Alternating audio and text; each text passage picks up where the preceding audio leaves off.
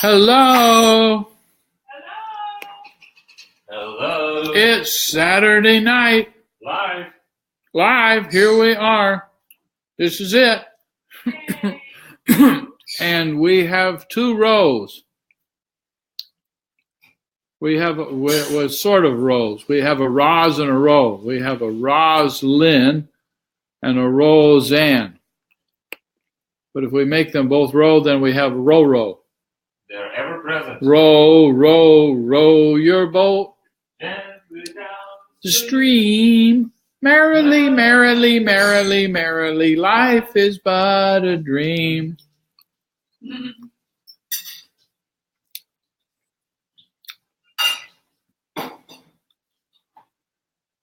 And Roseanne also says hello. Okay, so we continue tonight with our friend Swami Rama. Hi, Swami Rama. Talking about enlightenment without God, the Mandukya Upanishad, it says up there at the top there. And tonight we're in this section entitled Philosophy, Not Religion. Remember, as I said before we started through this series, I had thought about just starting with the sections on the verses, but this introduction part is about 25 pages, and it's really rich with good stuff. So I thought I would go ahead and do that again, too. And there is Matesh. Hi, Matesh. Namaste. Guten Morgen, Hashim. Hashim is up bright and early on a Sunday morning. And so, anyway, and I'm here with a Matri and a Raj. And we just had some really yummy chapatis that Matri made. Fresh chapatis. And they were very and some good soup to go with it. It was some butternut squash and lentils and kale. We had beets. And some beets. Guten Morgen, Hashim.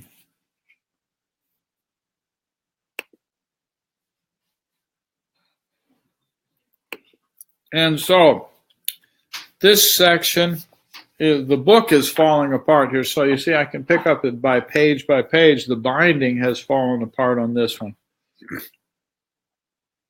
This one is entitled Philosophy, Not Religion. See, it falls apart. It's easier to see. There is philosophy, not religion. The Upanishadic literature is not a religious scripture and is free from dogma and doctrines. Now, not everybody in the world would agree with that. They say, no, absolutely, this is a religion. I have personally, if I may add a personal note, found it astounding that this stuff, some people consider this to be religion. How can you possibly think that waking, dreaming, and deep sleep is religion? It's saying generally like Holland, Belgium, and France are a religion in the sense of their locations. Well, maybe it's like that, but to me, the Mandukya Upanishad is not about Belgium, Germany, and France. It is about waking, dreaming, and deep sleep. It is purely about levels of consciousness. And so it's as if to say in those other religions, they don't have waking state. They don't have dreaming in Islam or Christianity or Judaism. Those religions don't do dreaming, and they certainly don't do deep sleep. And we know that they don't do waking. That was a terrible comment to make, but the perspective here is that the Upanishadic literal is not a religious scripture and is free from dogma and doctrines. It is not a part of any religion, but is a philosophy for all times and for all. Yet we can respectfully, as much as we can respectfully note disagreement that not everybody agrees with this.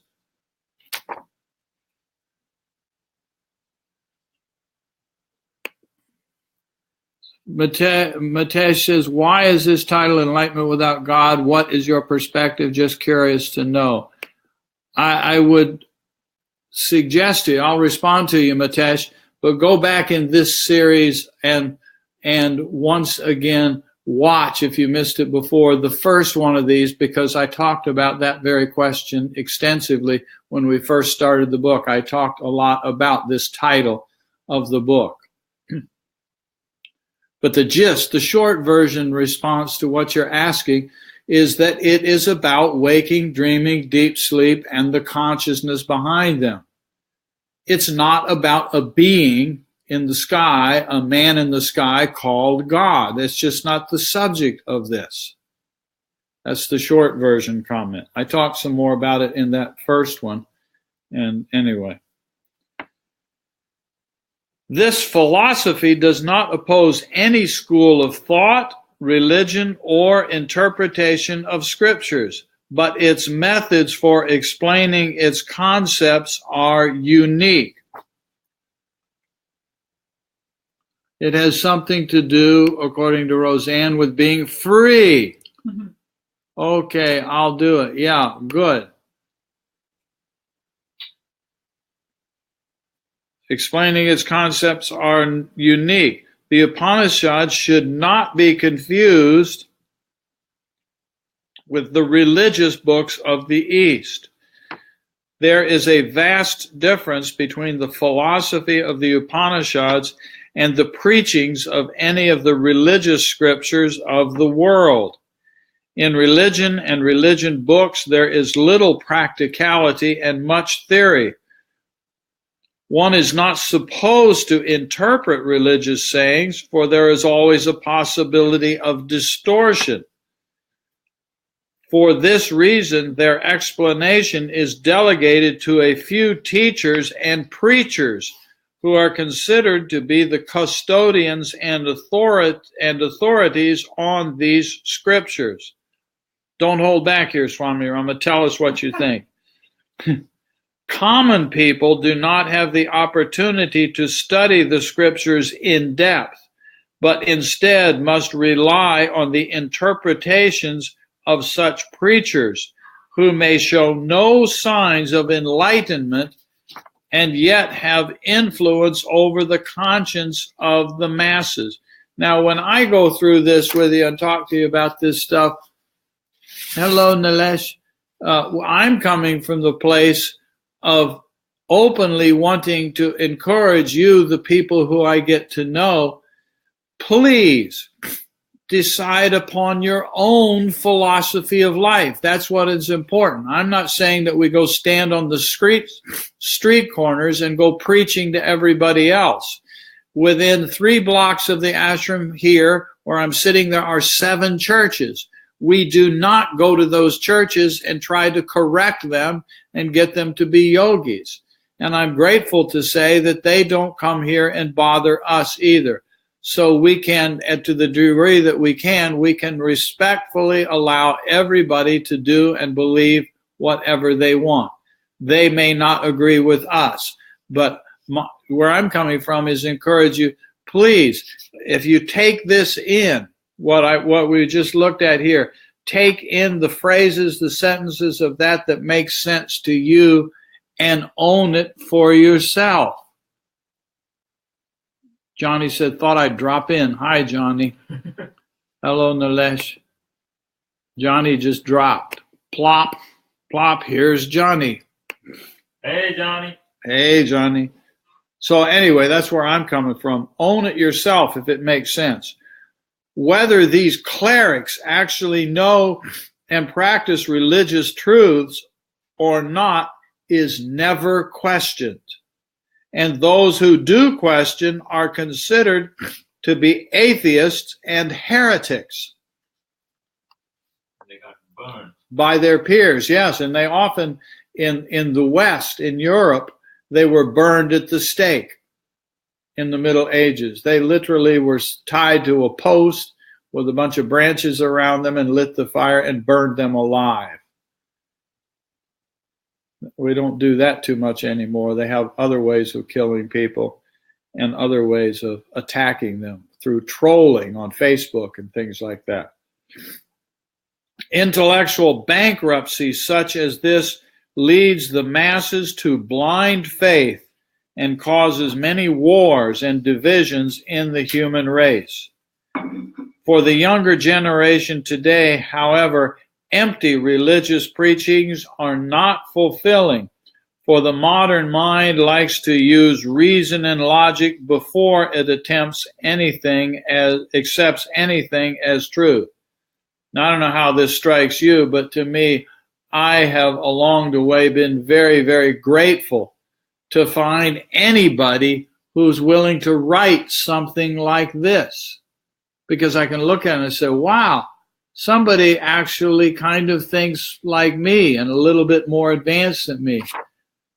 They like their steaks well done in those days, S-T-A-K-E-S. They like their steaks well done.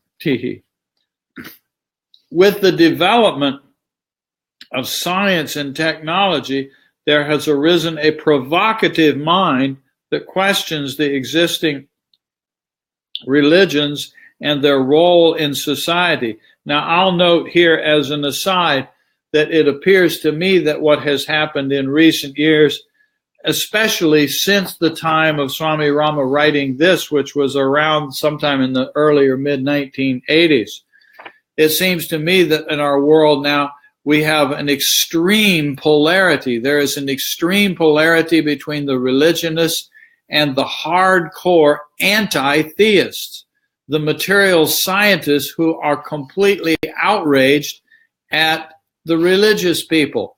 And that, to me, what has been left out now in this conflict with those two extremes of one polarity is what we're talking about as a third option. It's just not part of the public debate.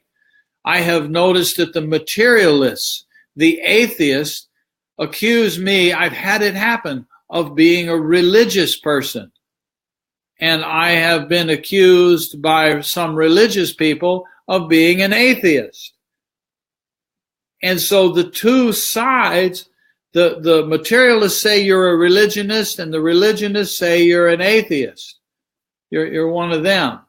Because you don't fit in any of them. Because this that we're talking about does not fit in either one of those two boxes. It's a third option, so to speak. When you speak of monism or non-dualism, that there's one absolute reality without a second, that does not fit in the camp of most religions. What do most of the religions do? When somebody starts to think like that, that's when they get burned at the stake. They get ostracized.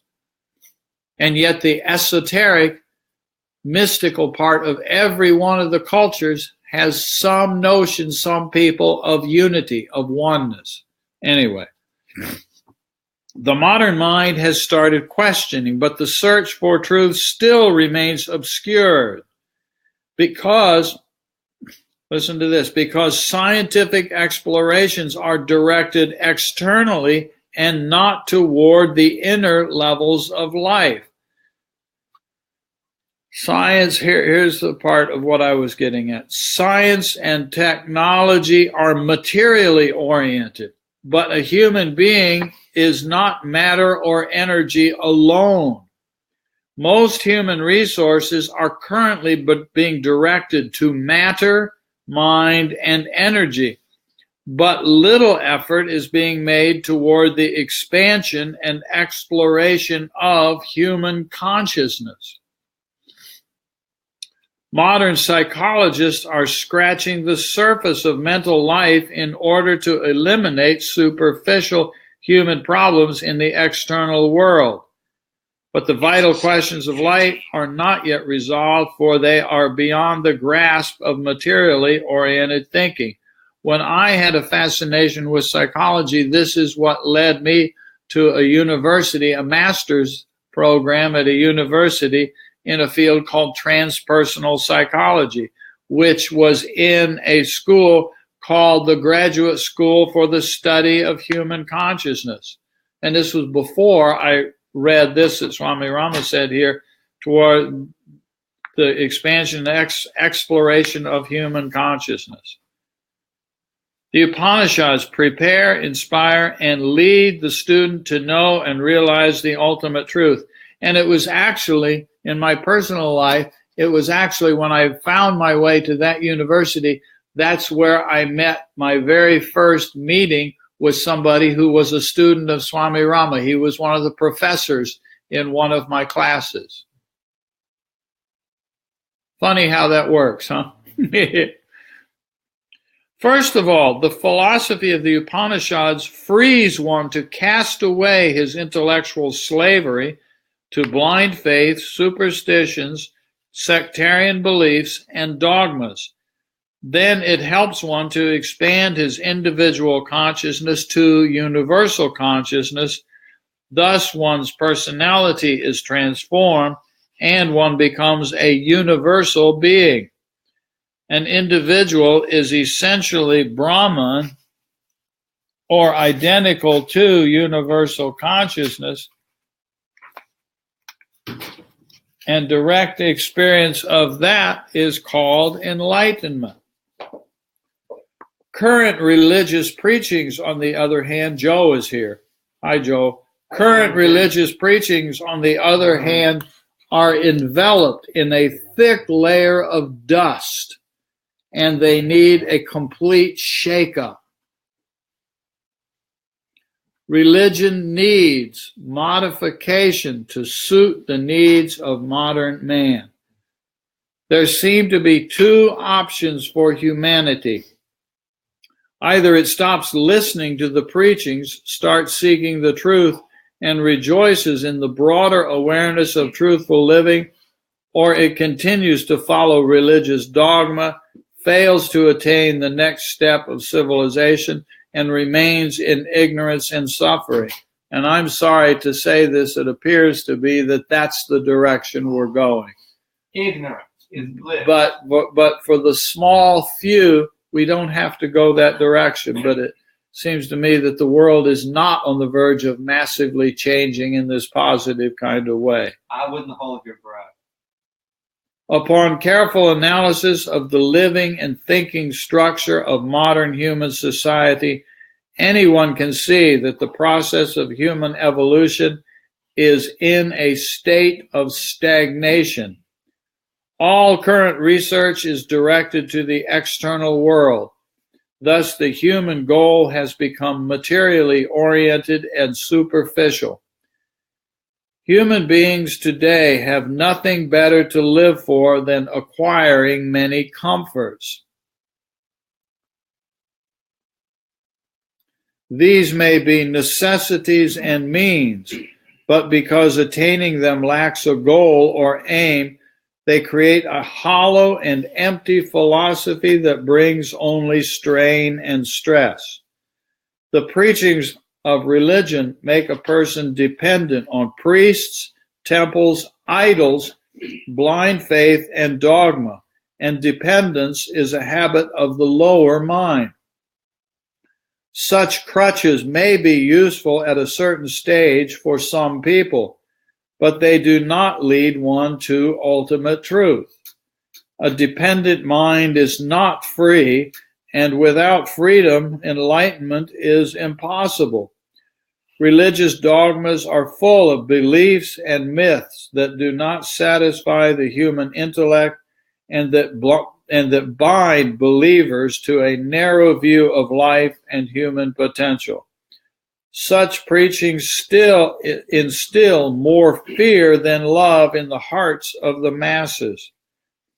Religion either promises salvation or threatens the tortures of hell, but it does not provide sound solution to the hellish problems and situations that plague human beings here and now.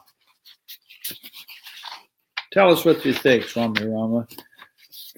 Nor does it satisfactorily explain life before birth or after death. One of the main themes of Upanishadic philosophy, however, is to attain a state of fearlessness, cheerfulness, and self-confidence. In addition, the Upanishads lead the student to know life in its totality. Knowledge of the life before birth, knowledge of now, and knowledge of life hereafter can be realized through the methods given in the Upanishads. The Upanishads provide systematic methods for self-training, self-transformation, and self-enlightenment. They lead aspirants from the unreal to the real, from darkness to light, and from mortality to immortality. The founders of religion were selfless and sincere, great seers, sages, and spiritual leaders. But as religions grew, the teachings of the founders were lost, and only the preachings of their selfish followers remained. Because of this, the great religion of the East was reduced to the narrow faiths and beliefs of Hinduism, Brahmanism, Buddhism, and Jainism. Practical Christianity also disappeared forever, and there remained only churchianity. History shows that religionists do not actually encourage one to follow in the footsteps of the founder of their religion by practicing his teachings, but rather they instruct their followers to worship the image or the name of the founder of the religion through priests. Many religious leaders who claim to know God are more miserable than those they attempt to lead. They suffer from trite egoism, jealousy, and selfishness. The light of truth cannot shine through such barriers. Thus, the blind are leading the blind. The philosophy of the Upanishads is not bound by a single founder or religion, however, and it is as applicable today as it was thousands of years ago, and it will be so for as long as humanity exists.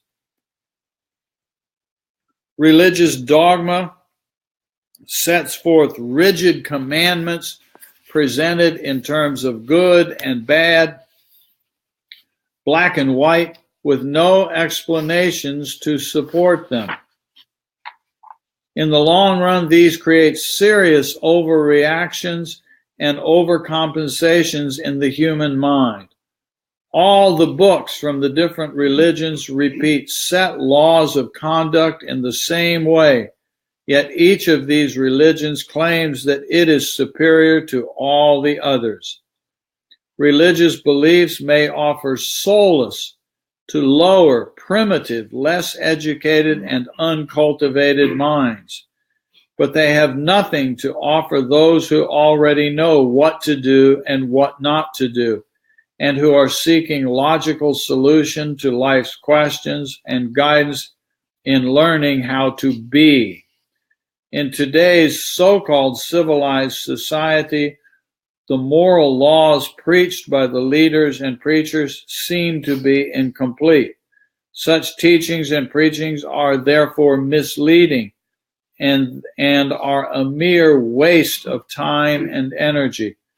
As long as the preachers, police, and army have to guard the morality of human beings, this cannot be considered to be a civilized society. The moral custodians of today's world are actually atomic weapons, not the laws given in the religious books of the world. Thus, material forces are guiding the destiny of human life.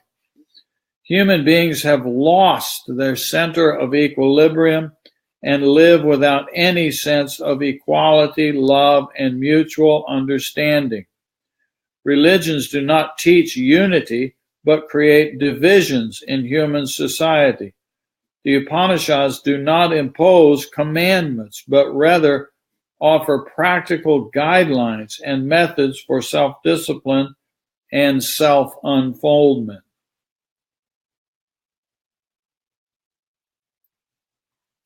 The steps for inner growth contained in the Upanishads can be incorporated into one's individual lifestyle and can help one examine the accomplishments of one's spiritual practice. It's called sadhana. Religions can be divided into two groups. One group follows the prophets but does not believe in inner experience. These religions are actually cults and are full of rituals, fear, guilt, and fanaticism. The other group of religions has a vast spiritual literature, but the followers are exploited by priests who involve them in rituals without explaining their purpose or establishing their validity.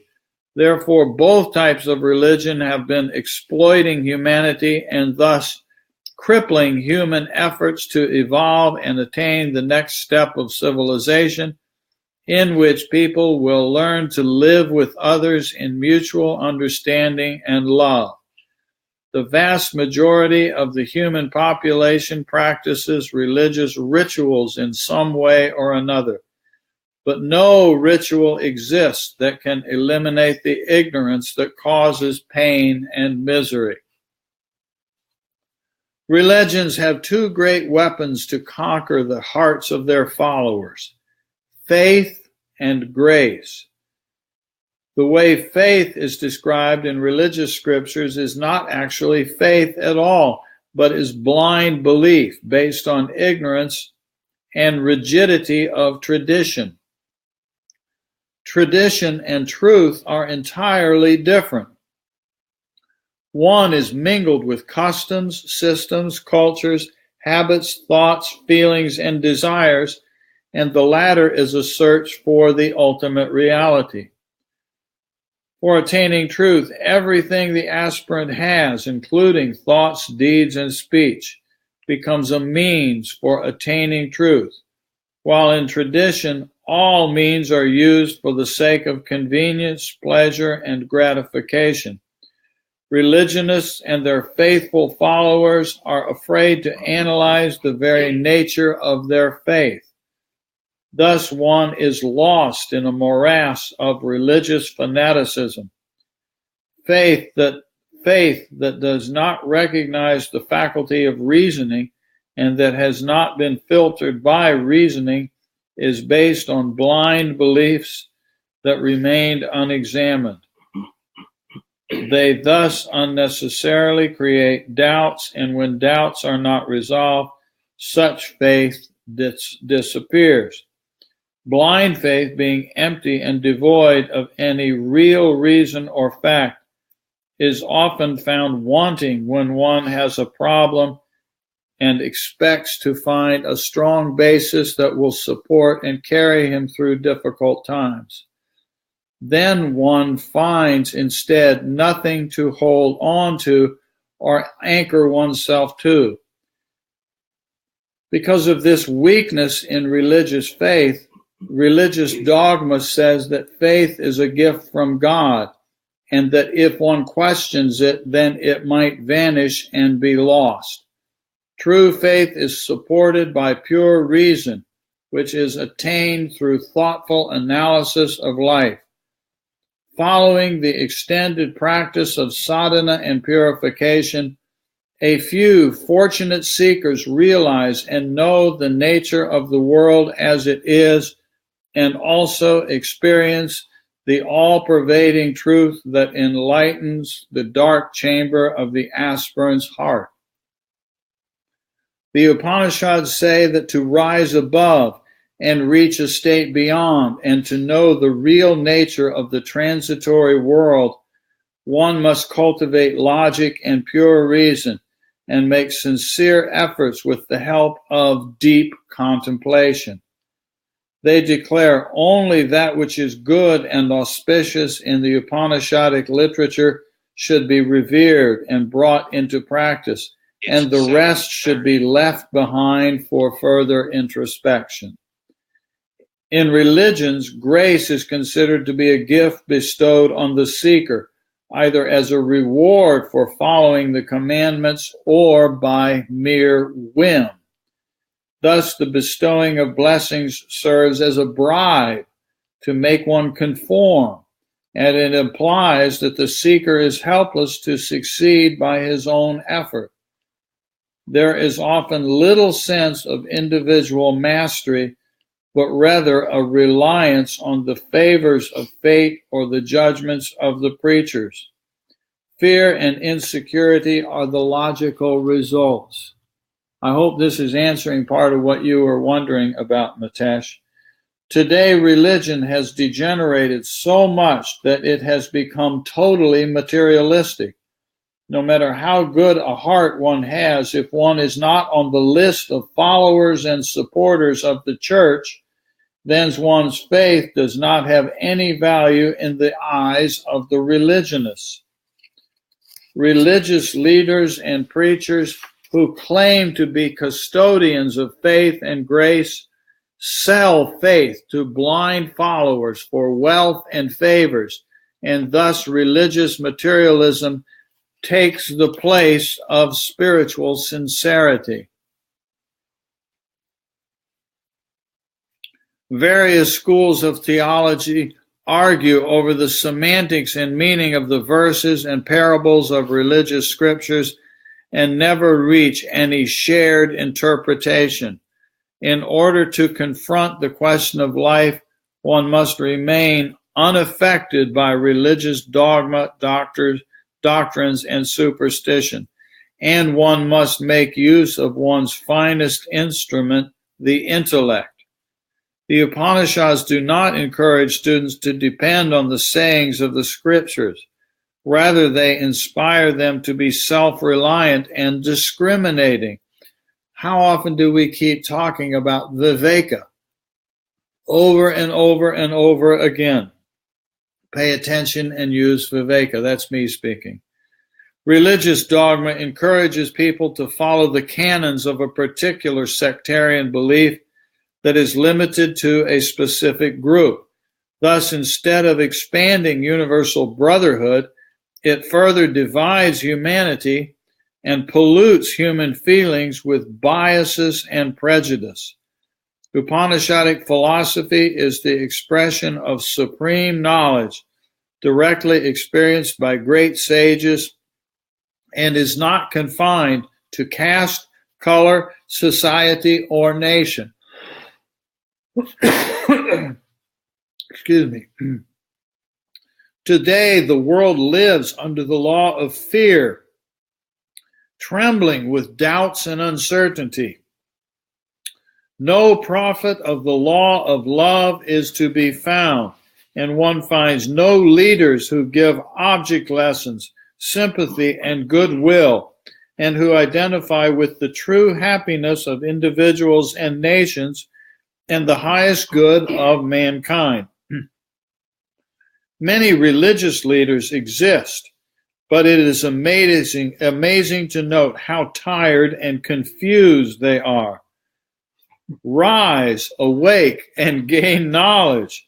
This Upanishad declares that one should not act like a gigantic, inert person who is dumb and desolate, who knows not the meaning of life and the universe. All human beings have the essential potentialities to understand and direct their life streams toward the ocean of bliss. The message of Upanishadic philosophy extends goodwill to the whole of humanity, saying, "Let all of mankind be happy. Let all of humanity attain physical, mental, and spiritual health. Let all receive and enjoy auspiciousness. Let no one experience pain and misery here and hereafter." And that's the end of this section called Philosophy, Not Religion. And the cliffhanger for the next time we come to do this is a few more pages, and it's a good one too. It's a beauty. It is entitled, What God Is. What God Is. And as with all of this stuff, when we go through that, it's You're in looking at it. our, Just kidding. I didn't hear you. You're looking at it. But we all get to review these principles that Swami Rama is suggesting to us in this introduction to the 12 verses of the Mandukya Upanishad. And then each one of us gets to phrase by phrase. Listen, take it in, and make a personal decision. Does this principle make sense to me, or does it sound wrong? If it sounds wrong, then just simply don't pick it up. If it sounds right, then pick it up as your own. You own it. It's your philosophy of life. It's your worldview. And then in some sense, it doesn't matter what everybody else is thinking. And if there's one you're not sure of, just let it sit there. Do nothing with it. Just let it sit there. And maybe at some later date, it will make sense to you. And all of a sudden you go, Joe just went like this. Wow. I can tell you something. When I first ran into this book, I read it. I had no idea what it said. I found this entire book so difficult to read. I actually several times, I'll tell you a story, several times this happened to me. I would read a paragraph in this book, and I'd get to the end of the paragraph, and I would realize I have no idea what this paragraph just said. And I thought, well, maybe there's some words in there that I don't know. Now, get ready for this. I literally did this several times. I would read the paragraph backwards. So, nation or society, color, caste, to, confine, not, is, and sage is great. I would read it backwards, literally every word, for one simple reason. I would read the paragraph backwards, and I would discover that there was not a single word in that paragraph that I didn't know. It's not like there was a complex philosophical term in the middle of the paragraph or a Sanskrit term in the middle of the paragraph, and I read over that and I didn't know the meaning of that word. And if there had been, maybe that's why I couldn't understand the paragraph. I would read it backwards, and I would discover that there's not a single word in the paragraph that I don't understand. I know the words, very simple language. But when I read the paragraph forward or the page, and I get to the end of the paragraph or the page, I'd sit there and I'd have to be honest with myself. I'd say, I have no idea what this just said. And I say, to my credit at the time, to my credit, not being egotistical, it's just a statement of fact. To my credit, I had the wisdom at that moment to understand I'm not ready for what's in this book because I just can't understand it. It's too far beyond me right now. And I need to take literally, I'm not making this story up. Literally, I took this book and I set it aside and I said, maybe someday I'll be able to come back to this. And a few years later, I don't know how many years later, not too many years, it wasn't that much, but a couple of years later, I picked this book up again. I'm telling you the truth. And this time when I picked up this book, I looked through it and every sentence in the book made sense to me. And what happened in the meantime? It was my fumbling efforts to try to do the practices that I had been told and was explained to me to do it as best I could. It did not come by digging in and doing more and more intellectual study and thinking and analyzing and all that kind of stuff. I have a pretty good intelligent mind. Most of the people I meet have pretty bright, intelligent minds. And I'm just sharing with you that when I ran into this stuff and I couldn't understand it, I figured I can't think my way through this. I'm not smart enough to figure this out. So what I need to do is just follow the damn instructions that I'm being given. I have the good fortune of somebody saying to me, you're on the path and I will guide you. So I say, okay, to myself, okay, I'll follow the instructions. I'll do what the man tells me to do. I'll just follow the instructions and see what happens. And a couple years later, remembering mantra, what a stupid idea this seemed to be. I'm going to walk around chanting, jabbering a mantra all day long. Om Tat Sat, Om Tat Sat, Om Namah Shivaya, Om Namah Shivaya, Om Bhurva Svata Saparvarenyam Bhagoda Vasudhima Hidiyona Prachodaya. How stupid a waste of time is this and all of this other stuff. And I'm being honest. These stupid 61 points. I'm going to somehow move my attention from here to here. I'm going to count them off. 1, 2, 3, 4, 5, 6, 7, 8, 9, 10, 11. I'm going to count 61 points through my body. What a waste of time this was, it seemed to me. And what I discovered was I was wrong. shock of all shocks. I didn't know what the hell I was talking about, but I couldn't understand this stuff. And so I said, maybe I just set it aside, maybe another day. And I'm just going to follow the instructions. I'm just going to do this stuff. And if remembering mantra is a part of it, okay, I don't know what it means, but I'm going to do it anyway. I'll just do it anyway and see where it goes. It's not because I have faith. I never in my life felt like I ever had any faith. What I felt like was beat. I felt beat down. I was looking for something about all this stuff caught my attention. It was something I wanted, but I literally, this book, I mean, it happened with others, but this one, I put it down because I couldn't understand the paragraphs. They just made absolutely no sense to me. And I'm just telling you what happened to me after a couple of years later, and I picked it up and it was amazing. And I realized, wow, something happened in the last couple of years that now when I read the sentences of this book, it suddenly makes sense to me. And it just makes more and more sense and more sense. And now when we go through this now, to me, I lost my bookmarker here. It is just utterly obvious. It is no-brainer. It's a no-brainer. Now it's totally obvious. And now I have tremendous regard. I cannot, one of the reasons I keep going through these books with you, I simply cannot come up with words to say it better. What we just went through tonight, I am incapable of saying it any better than the way Swami Rama wrote this here. The choices of words that came out of this man's mouth that got recorded and put in this kind of way is absolutely astounding. I cannot say it better.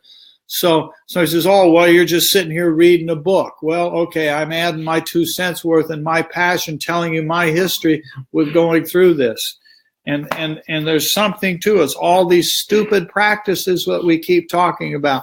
And we say, I'm trying to meditate. Why can't I meditate? Well, keep trying. Go sit on your butt. Go sit on your butt every day. Same time every day. Preferably twice a day. Preferably 3 times a day. Preferably, ideally, 4 times a day. Doesn't have to be 4 hours a day, an hour apiece. Doesn't have to be that. 1 minute at a time will do it. But it's really, really useful to just say, okay, this is the suggestion. I don't have time. I have a busy life. Well, okay, arrange your bathroom schedule so that you go use the toilet at your job late morning. Go do your poo late morning and sit there on the toilet for an extra 30 seconds. Well, when you're constipated, you need more time. It doesn't have to be much time. I'm just talking out loud saying, just do the suggestions. You say, People find time to go on internet. We find time for internet and to check our Facebook. Of course, we're using Facebook. This that we're doing right now is on Facebook. So if you're going to waste your time on Facebook, come, let's hang out together again with our friend Swami Rama.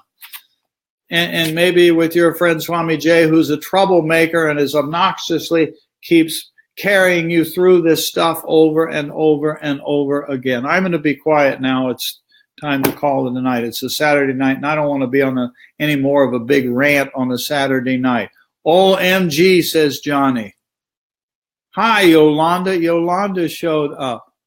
I missed the reason for the that Roz said, but I'm sure it was a deeply reflective That's a little bit like an om, isn't it?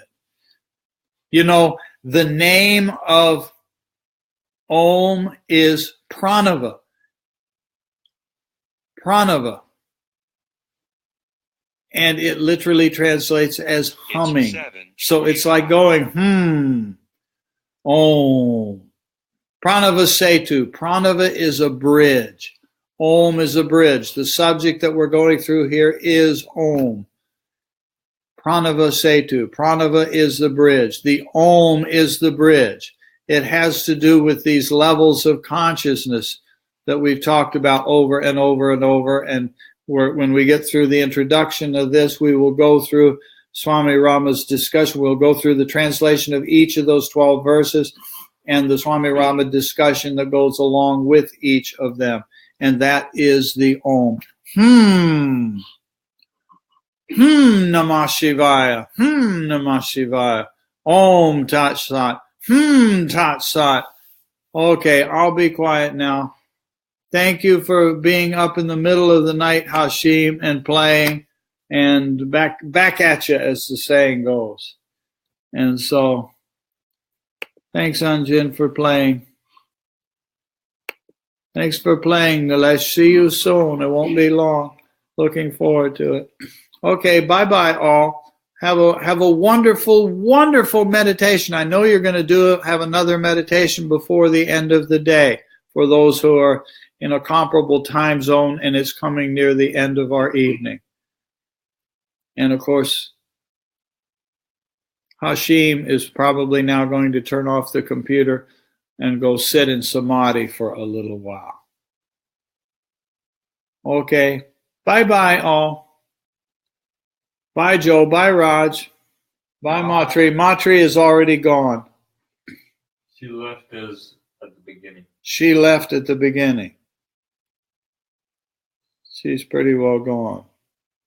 She's tired. She's been busy doing a lot of stuff, and she made really, really good chapatis tonight. They were really yummy, yummy chapatis. And she learned that from her chapati guru over here. Okay, bye-bye all. See you tomorrow, maybe, or if not, in some other way soon. I'm pushing the button, Go ahead. Roseanne. Here it